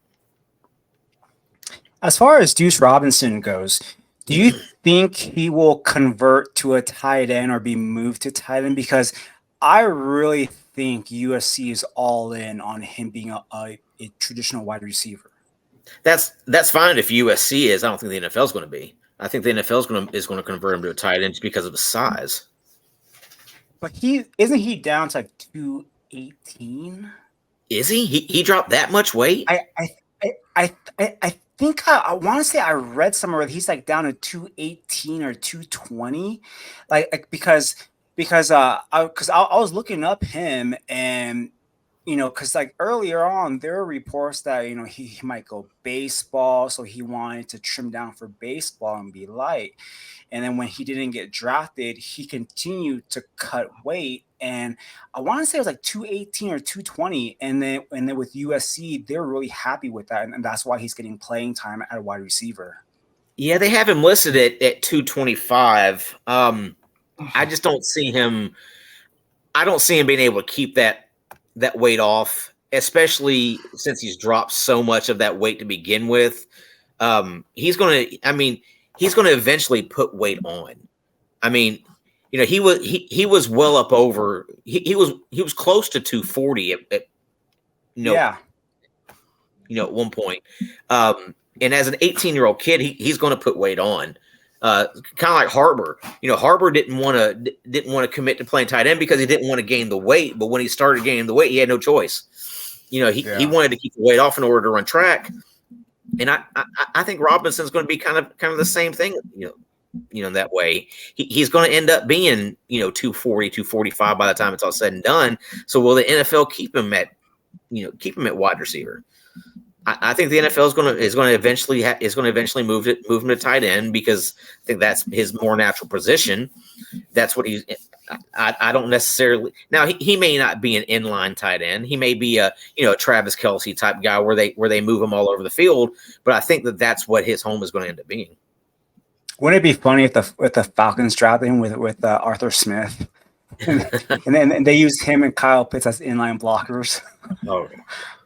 So awful. Utilize these guys in the proper way. I mean, come on. Pitts is a big wide receiver. Utilize him that way. He's not even as big as Kelce, is he? I don't think so. Yeah. Pitts is more of a slot receiver than what Travis Kelce is. So, trying to play some of these guys as inline tight ends, as extra offensive tackles, doesn't work. They're not built for that. That's not their skill set. it kills me how stubborn some of these coaches are. Instead of tailoring their game plans towards their talent, they try to make their talent fit into their game plan, and it kills them every time. The most successful coaches, like Andy Reid, will actually take his talent and utilize it. He doesn't stick them in bad spots and just say, "Hey, you just go over there and block." Like, no, that's not how football works.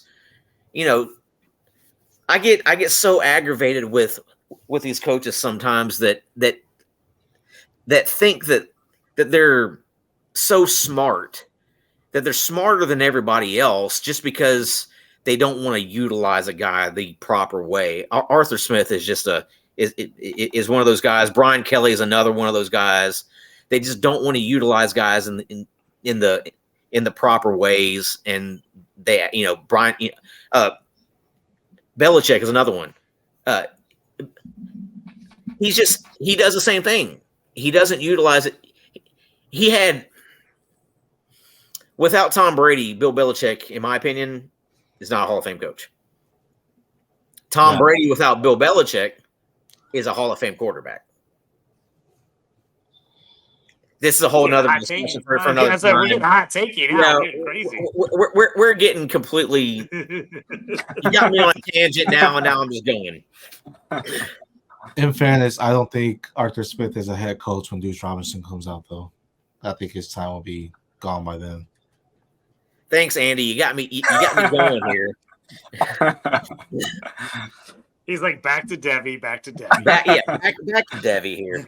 All right, a couple guys that I specifically am wanting to talk about just because I'm a fanboy is Joe Milton and Jalen Wright.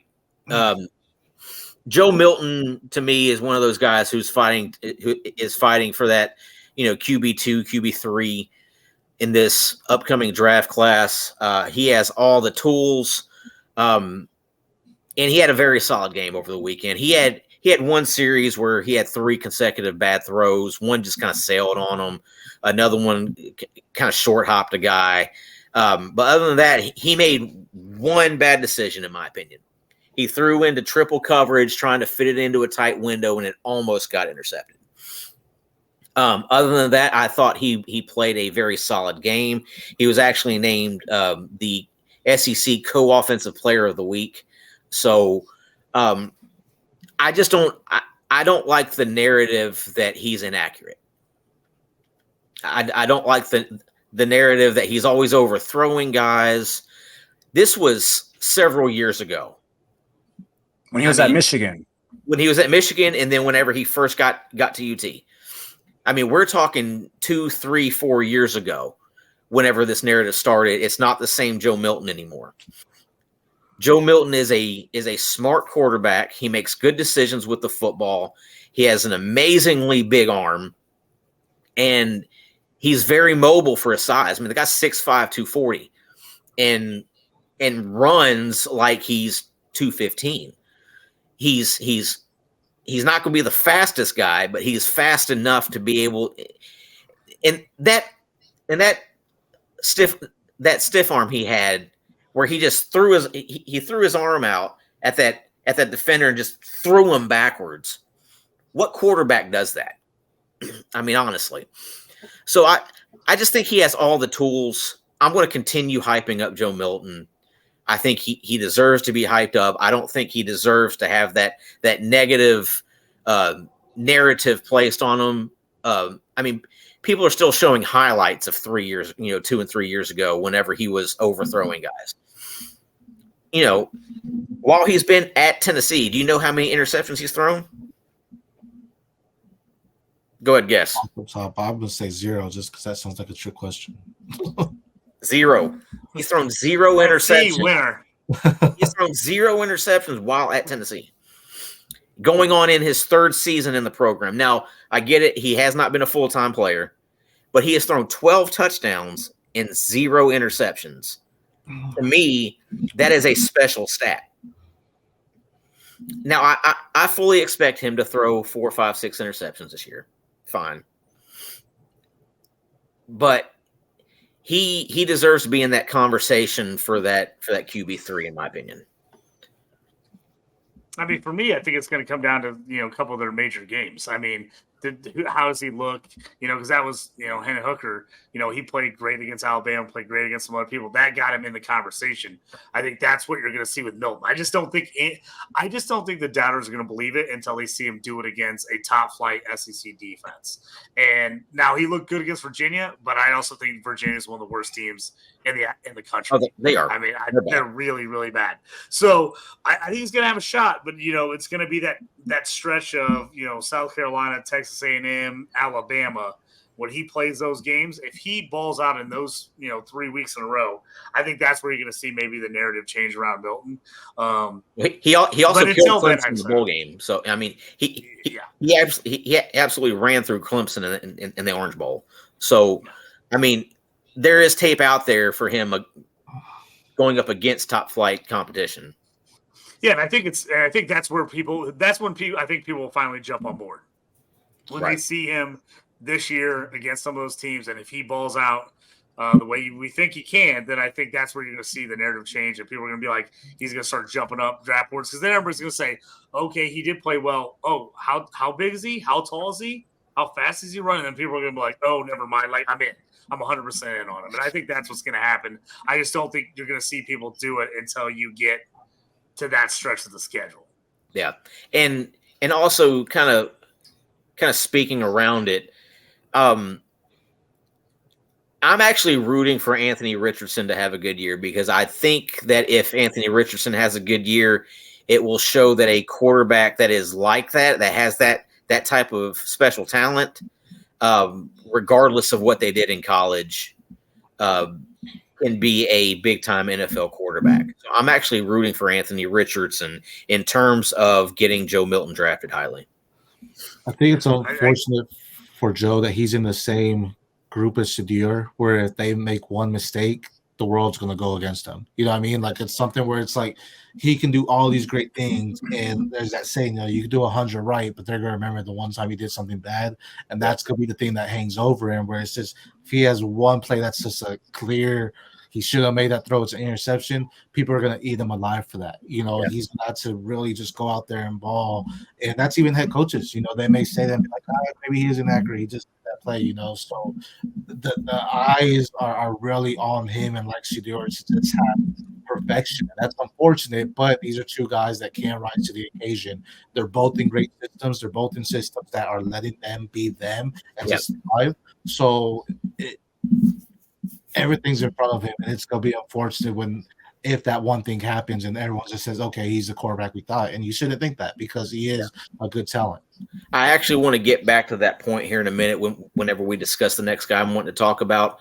But Andy, I want to get your opinion on Milton here, being a Michigan guy. Okay, going back to Michigan, he always had the tools. The thing that I didn't like about him was he only had a fastball. It didn't matter if it was a 5-yard out route, a slant, a curl, a deep ball. He would chuck that thing as hard as he could, and it would just bounce off guys.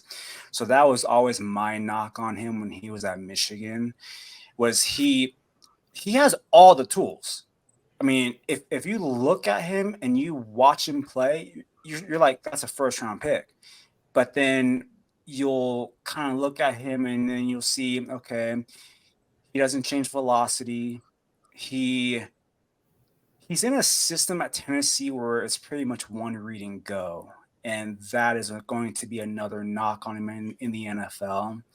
And the final knock on him is going to be his age. He's going to be 24 by the time the draft hits. And we know the NFL likes young guys. So they're going to be like, he's 24.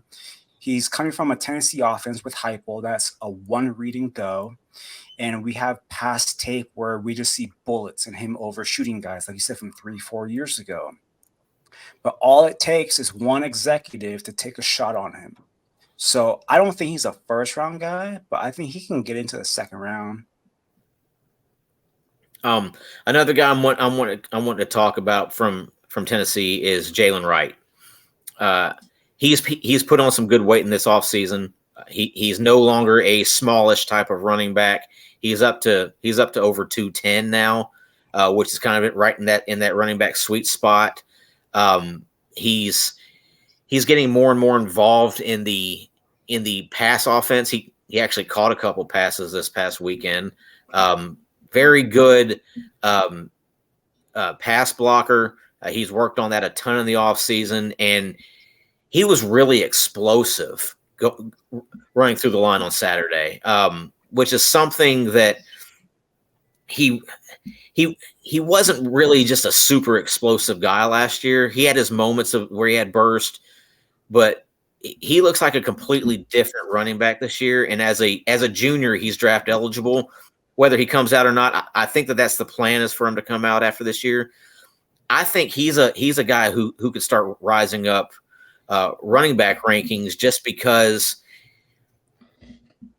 he's going to get the run, so he's going to have new film to be able to watch, and I think in a combine setting, he's going to be really, really solid whenever it comes to workouts.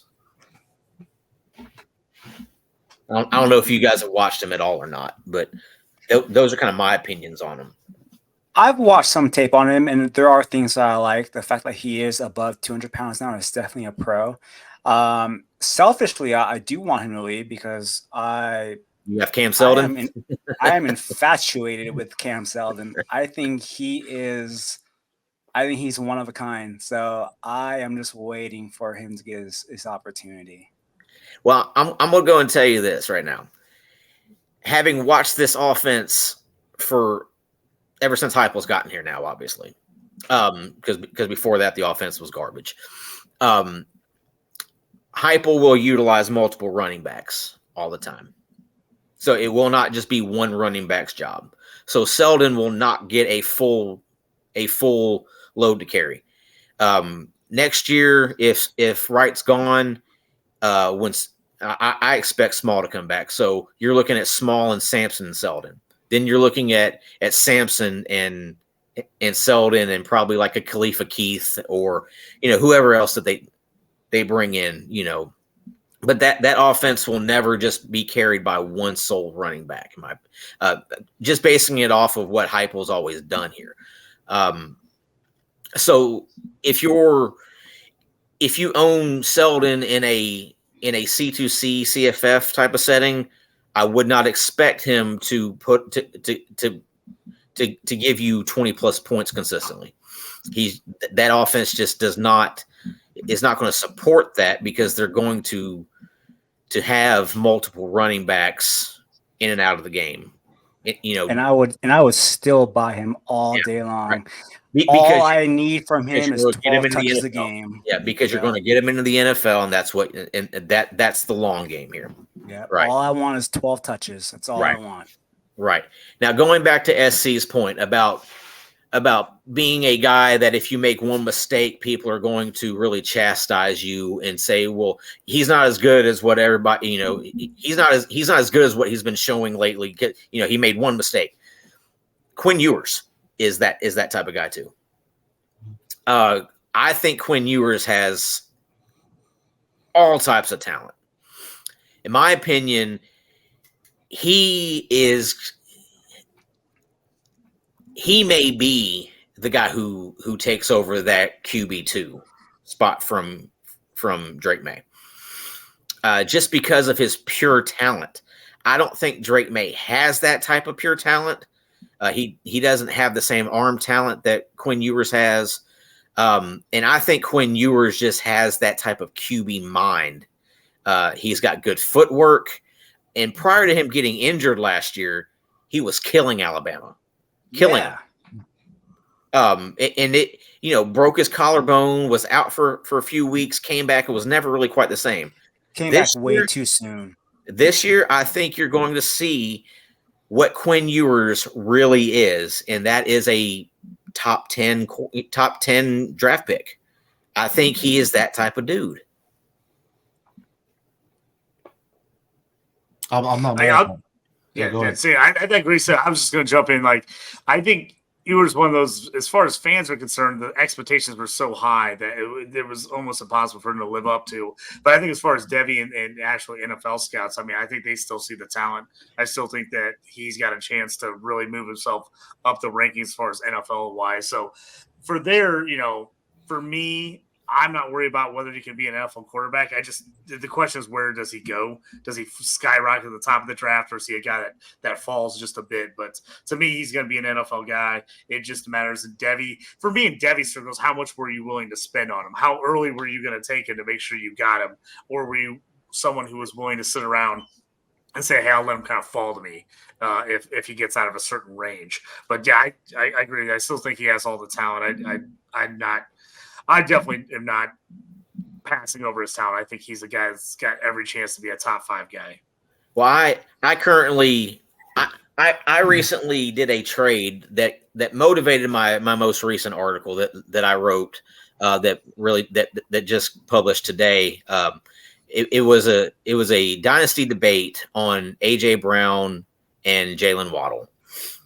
But the trade that motivated it was I traded away Jalen Waddle and Drew Aller for AJ Brown and Quinn Ewers. I don't think there's that much separation between AJ Brown and Jalen Waddle, and I don't think there's much separation in Quinn Ewers and Drew Aller either. I actually like that trade. Yeah, because for me, with Tyreek, he's going to be gone. He even said he's going to be gone in 3 years. Mm-hmm. So Waddle's going to be the guy there.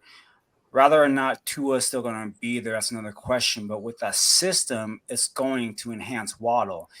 Whereas A.J. Brown's going to have Devonta Smith, and even if he doesn't re-sign, the Eagles probably draft someone else that's just as good. They have Goddard, and then they have Hurts, who will just run the ball. As far as the 2 college quarterbacks, I am much lower on Drew Aller than most. I think he's talented, but when you watch his tape, he doesn't make the fast reads. He holds the ball on too long, and he's not athletic enough. I like Quinn Ewers more than Drew Aller. So in that trade, I love it. Yeah, I actually got back AJ Brown. I got back AJ Brown and Quinn Ewers. But in my opinion, there's not much separation in those 2 wide receivers or those 2 quarterbacks. I took Brown in that mainly because target share stipulates Brown is going to have more opportunity. And then the fact that he has a more certain situation at quarterback than what Jalen Waddle has. Jalen Waddle has Tua there, but Tua's injury history and the uncertainty that, if he gets another concussion, he could be done. He was contemplating retirement in the offseason. Just because, what if he takes another shot to the head? I think the only way you lose that trade is if Ewers doesn't get into the first round. Because right now in the 2025 class, it does look like Aller might be at QB1. So he's a possibly first-round pick. Where Ewers, Drake May, there's going to be a lot that Caleb Williams has to do for him to be knocked out QB1. But Drake May, to me, didn't have an impressive game this past week. So the quarterback 2 race got a lot tighter. And Quinn Ewers can be that guy that jumps in to elevate him to that first-round pick, and that will help. But if Quinn Ewers goes a day 2 and Aller goes, first round, that's going to be the difference maker there to say just because of opportunity. They're more likely to give Aller opportunity in the pros if he goes in the first round than he would Ewers at 2 or 3. So that'll be the biggest difference there on where they go. But, I mean, I love the talent there too. I know there's he has opportunity around him, and as you mentioned, dicing up against Alabama, that's a top tier team, and he's going to have a great year last year in that Big 12. Where moving forward, even with Arch there going in the SEC, that could be difficult there for him. Yeah, well, in my opinion, Arch is a non-factor right now. Arch isn't even the backup quarterback right now. Yeah, it's Murphy. Yeah, it's Malik Murphy, right? So I don't think there's any type of quarterback controversy at all. I don't think there's any type of competition at all. That is Ewers' job. And I don't think there's any way he comes back for another season unless he just has an awful season and is undraftable. I don't see that happening. Again, I think Texas has potential to make the college football playoff. I think Ewers is going to be a Heisman candidate because of it. And I think he's going to be pushing for that QB2 spot and becoming a top 5 to top 10 draft pick. One thing about Drake May, people are saying he had, he struggled or he didn't play up to par. What if that's who Drake May is and Phil Longo propped him up last year? Right. No one talks about that. Yeah. Phil Longo left. And I think that's the huge issue. I think what you see, that's who Drake May really is. I think Drake May has happy feet too. Yeah. I don't think he has very good footwork at all. I think he's good when he gets outside the pocket and can run, but inside the pocket, I think he gets a little nervous and gets happy feet, which kind of causes him to have bad mechanics, bad accuracy. Now, when he has time to throw and he's able to kind of calm himself and stand there and be still, he can make plays. When he's under duress and when he's nervous about getting hit, he gets happy feet and his accuracy kind of flies out the window and he has to start scrambling around. And when he scrambles around, he can get outside the pocket and run the ball. Okay. But when he's forced to throw while scrambling around, that's when he's going to have issues. Agreed. I mean, I'm worried about that. Just the talent at North Carolina around him. I mean, they used a 5th-year running back all game who basically was a special teams player his whole career, and that was their number 1 running back. I was like, I mean, I could see him struggling because with the way all the guys around him, I don't see it happening the way it happened last year. And that was the question we talked about prior to, was who's going to step up and make that Josh Downs role, right? Who's going to be that target for him? And you can say Pacehour, but, there's going to be a lot of question marks going in, and his QB2 spot wasn't solidified. It's like, okay, right now you're the QB2 of the class, but he hasn't quite solidified that. And moving forward, there's going to be some big games where you're going to have to show out. His best receiver is not eligible to play because of the NCAA. I mean, that's unfortunate. What they are doing to Devontae Walker. Yeah. Okay.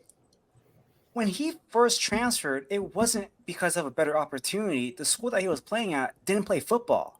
Yeah. So how can you initially grant that waiver to North Carolina and then 8 months later take it back, and then you're just going to drag your feet in the mud and not make a decision? He missed the first game. There's no decision yet. He's going to miss the second game. You are playing around with this kid's future. Mm-hmm. If you didn't want to grant him that transfer, he would have stayed at Kent State. Right. That's the messed up thing about the whole situation. Yeah. This is classic NCAA move. I mean, it's classic stuff they've been doing for decades. Yeah. And it's not like he transferred because of some NIL opportunity. It's not like he transferred because, I just wanted to go to a better program. No, he transferred to be closer to his sick grandmother. I mean, he literally went back closer to home in order to be closer to her. And the NCAA is really screwing him over right now. After they said yes, after 8 months later. Right. 8 months later, they said, you know what? We were kidding about giving you that waiver. We're taking it back. Yep. Free Tez. That's all I'm going to say about it right there. Free Tez. That's all it needs to be said. The NCAA should be ashamed of themselves. I think that they're going to have to just for public opinion, they're going to have to grant him his waiver in the next week or so. There's no way that they're going to be able to allow this to drag on any further. There's going to be an uproar, documentary about it and everything. Yeah, I mean the NCAA is I mean they're already getting dragged for this, but they're going to get destroyed for this if it goes any further. They were giving away waivers left and right, and then all of a sudden they're like, "Nope, not anymore." Made no sense. Yeah, absolutely. All right, well, guys, we're pushing an hour 50 here. I'm gonna leave some meat on the bone for our next show because there's plenty of guys we can talk about. I'm really interested to see what Jaden Rashada does over the next couple weeks. I'm really interested to see if Braylon Allen can continue to be a pass catching back. But we're going to leave that for another time, and we're going to go ahead and call it a show tonight. Guys, go ahead and tell us where we're able to find you. Go ahead and tell us what it is you're working on, and then we'll go ahead and get out of here. Yeah, you can find me on the X, JT Orange. Hit me up about kind of anything on that. Always here with you guys on the Dynasty Pros Debbie Show. You can find me on The Stew with JT Brew on Dynasty Pros Football YouTube channel. All kinds of college and pro betting content. I got all my preseason stuff up there now, so go ahead and check that out. If you're an IDP guy, I got rankings and articles on DLF.com, and then I also am writing a once-a-week feature for Fantrax on IDP. So if you are one of those guys, jump over and check that info out as well. Nice. You can find me at the PPR show on X, doing this Debbie show, every Tuesday with y'all, just breaking down the Debbie League community, the CFF. I'm going to be doing some threads every week, just my weekly learnings of quarterback, running back, wide receivers. And I'm also partnering with Nino Brown. Follow him, Nino Brown _T2T, to bring IDP content for the college football leagues. And then start shits on RPO, IDP articles coming out. And also going to be with Aaron St. Dennis, the mad scientist, going over weekly start sits, waiver wires, game plans, everything like that for the NFL. We have a show coming out, the Rat Pack Dynasty Crew, that will be airing this upcoming week for the NFL. And you can find me at Andy_Fam1. I'm doing 3 articles a week. Every Monday, I'm doing a stock up, stock down, player to watch for your C2C, CFF waiver wires. I'm also doing a player profile in the middle of the week. And to end your week, I'm doing a weekly preview of games to watch for Debbie and C2C purposes, all at Dynasty Pros. And if you don't like Will Shipley, follow me. Follow him anyways is a good follow. He puts out great content. All right, guys. Well, that's going to do it for tonight. Go ahead and do us a favor. If you're watching on YouTube, hit subscribe, hit the like button, comment, hit us up on Twitter, ask us questions. If you want to get involved in the show at all, we'll bring the questions up. If you have any trades you need advice on, we'll be happy to talk about them on here. Also, go check out the website. Also, dynastyprosfootball.com. We have Debbie rankings. We have a trade calculator. We have everything you could want on there. IDP rankings, everything. Go check us out. And until next time, we will see you later.